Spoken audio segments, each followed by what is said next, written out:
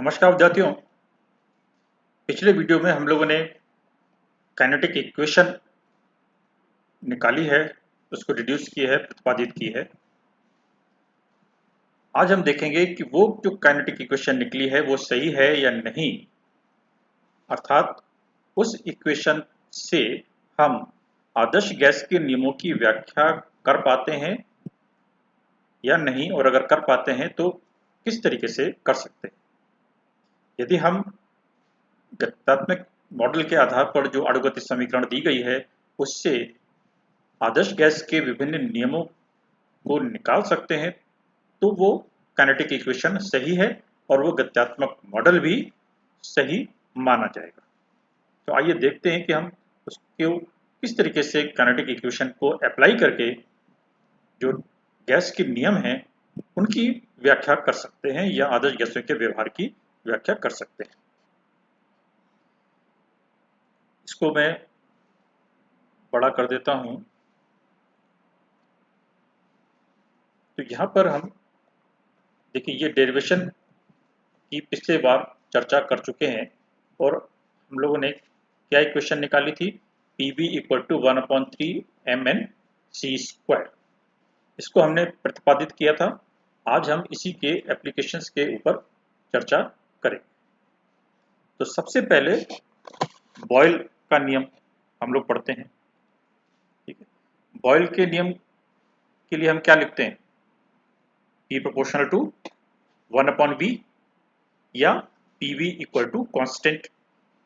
ये हम पहले चर्चा कर चुके हैं। तो यहाँ जो हमारे काइनेटिक इक्वेशन हमने निकाली है उस काइनेटिक इक्वेशन के अनुसार Pv इक्वल टू 1/3 mn/c² है।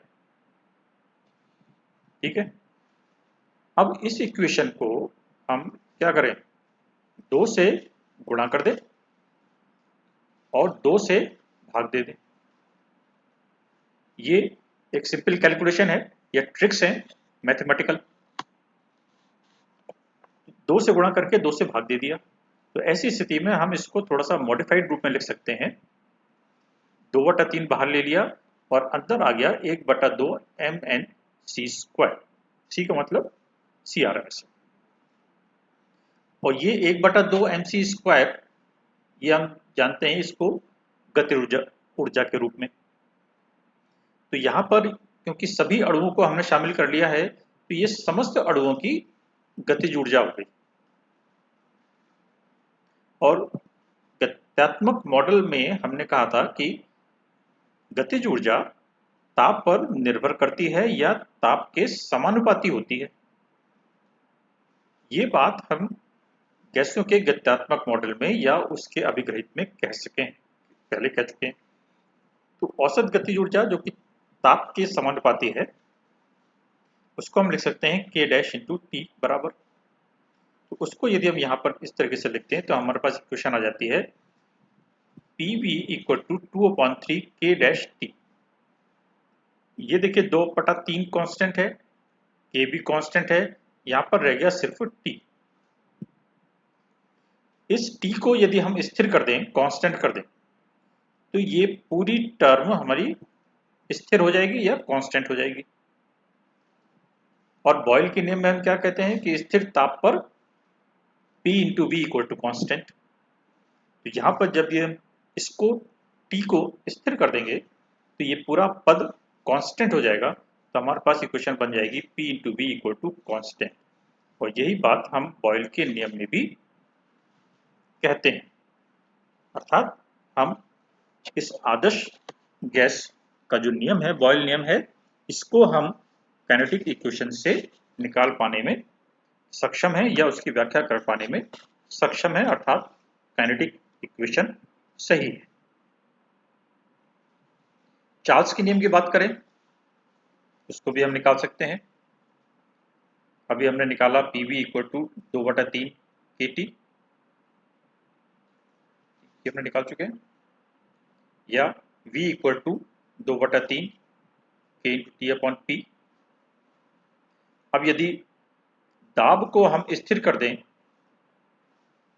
तो क्या होगा, ये पूरा टर्म स्थिर हो जाएगा, सिर्फ यहाँ पर रह जाएगा V और T, अर्थात V और T के बीच में रिलेशन आ जाएगा। इसको हम दूसरा कांस्टेंट लिख दें तो ये लिख सकते हैं हम V प्रोपोर्शनल टू T। यही हमारा चार्ल्स का नियम है। अर्थात काइनेटिक इक्वेशन से हम चार्ल्स के नियम की व्याख्या भी कर सकते हैं।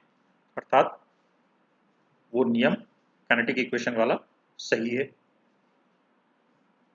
आवोगाद्रो के नियम की बात करें, ये भी आदर्श गैसों के लिए हम कहते हैं।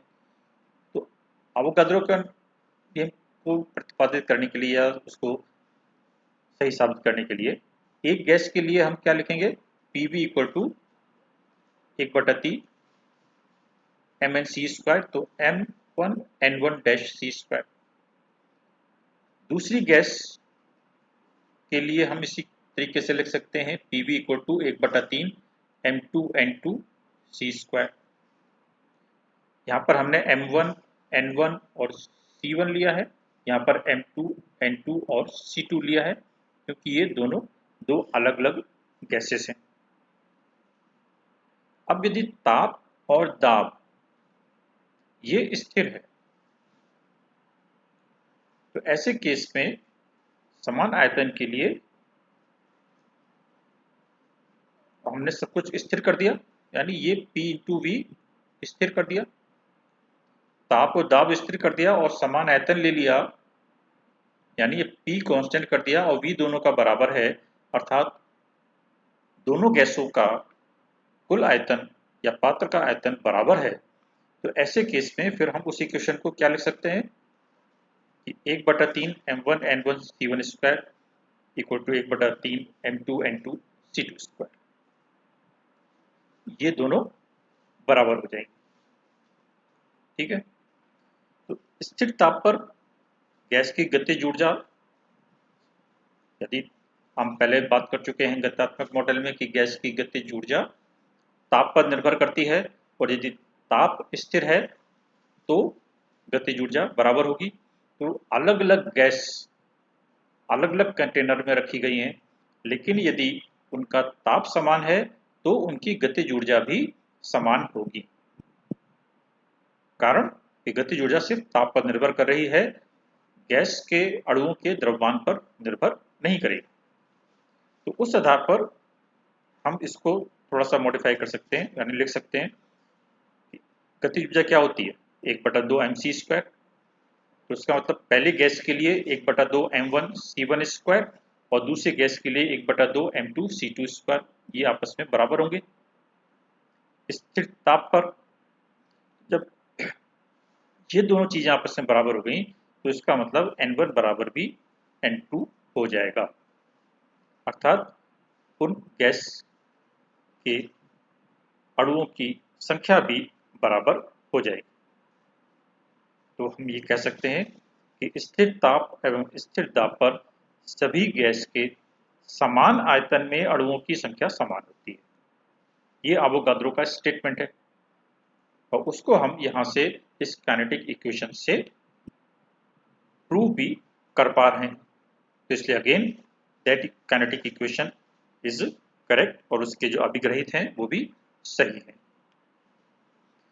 ग्राहम का नियम, ग्राहम का विसरण का नियम है PV इक्वल टू 1/3 mnc², ये हम पहले देख चुके हैं काइनेटिक इक्वेशन। तो c² बराबर कितना हो गया 3PV/m।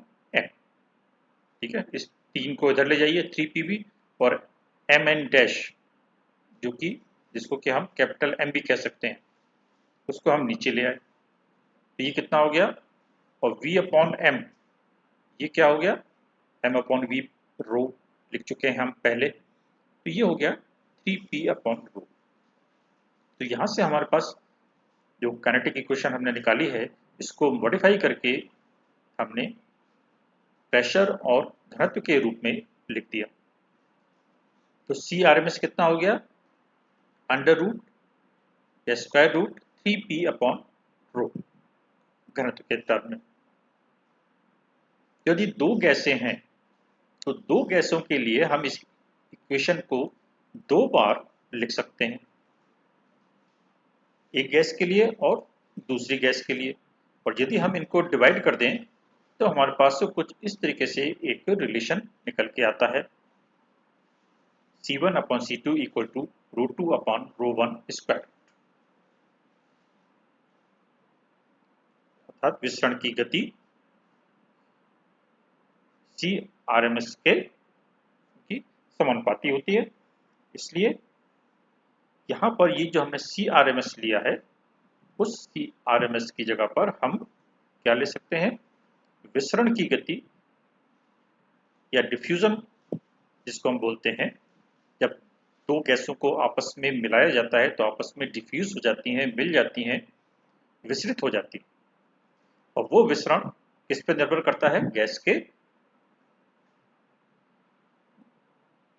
वेग पर, CRMS पर, और उसके समानुपाती होता है। तो इसलिए हम CRMS की जगह पर R लिख सकते हैं, और ये एक रिलेशन हमारे पास से निकल के आ जाता है जो कि ग्राहम का विसरण का नियम है। ठीक है, यहाँ पे R1/R2 है, ये √2/ρ1 है, अर्थात विसरण की दर यानी R1 किस पर निर्भर करती है, उसके घनत्व के वर्गमूल के व्युत्क्रमानुपाती होती है। इस तरीके से ये ग्राहम का विसरण का नियम है। तो इस नियम को भी हम यहाँ से उसकी व्याख्या कर पा रहे हैं। गतिज ऊर्जा निकालें, गतिज ऊर्जा की कैलकुलेशन करें तो हम PV इक्वल टू 1/3 mc², ये हमने काइनेटिक इक्वेशन निकाली। ठीक है, ये n डैश क्या है, अणुओं की कुल संख्या, ठीक है ना, कुल अणु है n डैश। कुल अणुओं का मतलब कि उसमें नंबर ऑफ मोल्स कितने हैं और एक मोल में अणुओं की संख्या कितनी है, इनको हम मल्टीप्लाई कर देते हैं तो ये टोटल नंबर ऑफ मॉलिक्यूल्स निकल के आ जाता है। ठीक है, तो ये अंतर है, ये टोटल नंबर ऑफ मॉलिक्यूल्स है, ये टोटल नंबर ऑफ मोल्स है, और ये एक मोल में उपस्थित अणुओं की संख्या, इसको कि हम अवोगाद्रो संख्या कहते हैं। तो हम इस इक्वेशन को इस रूप में मॉडिफाई करके लिख सकते हैं।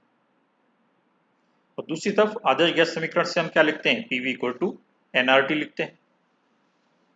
तो यहाँ से हमने PV equal to 1/3 m into n into Na CRMS लिखा है। तो ये दोनों इक्वेशन क्या हो जाएंगी, आपस में बराबर हो जाएंगी, तो इनकी हम तुलना कर सकते हैं, इसको हम बराबर लिख सकते हैं। बराबर लिखते ही हमारे पास क्या आ जाएगा, ये इक्वेशन आ जाएगी, 1/3 m into n into Na CRMS² equal to nRT, ये इक्वेशन आ जाएगी।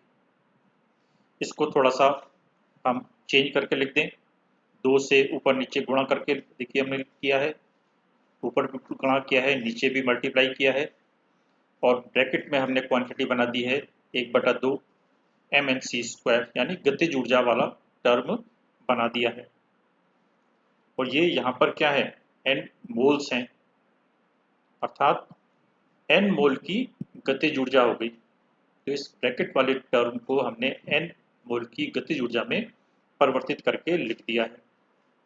हमारे पास क्या रिलेशन आ गया कि 2/3 n मोल की गतिज ऊर्जा बराबर nRT, ये इक्वेशन आ गई।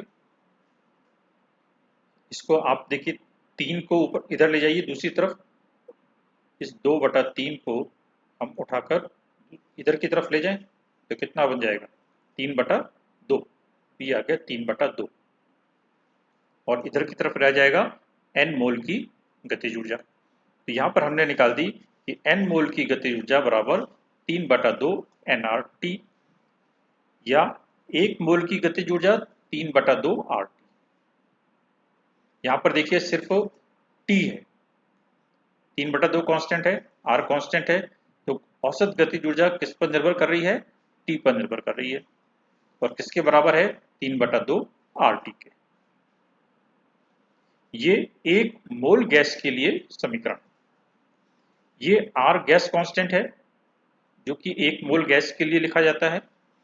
यही कांस्टेंट R एक अणु के लिए भी लिखा जा सकता है, यानी इसको हम R को यदि Na से डिवाइड कर दें, यानी अवोगाद्रो नंबर से डिवाइड कर दें, तो वो एक अणु के लिए या एक कण के लिए गैस कांस्टेंट निकल के आ जाता है, जिसको कि हम बोल्ट्जमैन कांस्टेंट कहते हैं। तो इसी इक्वेशन को हम एक अणु के लिए भी मॉडिफाई कर सकते हैं। एक अणु की गतिज ऊर्जा बराबर 3/2 kT। तो इस तरीके से हम जो काइनेटिक इक्वेशन निकाली है, उस काइनेटिक इक्वेशन से गैस के नियमों की भी व्याख्या कर पा रहे हैं।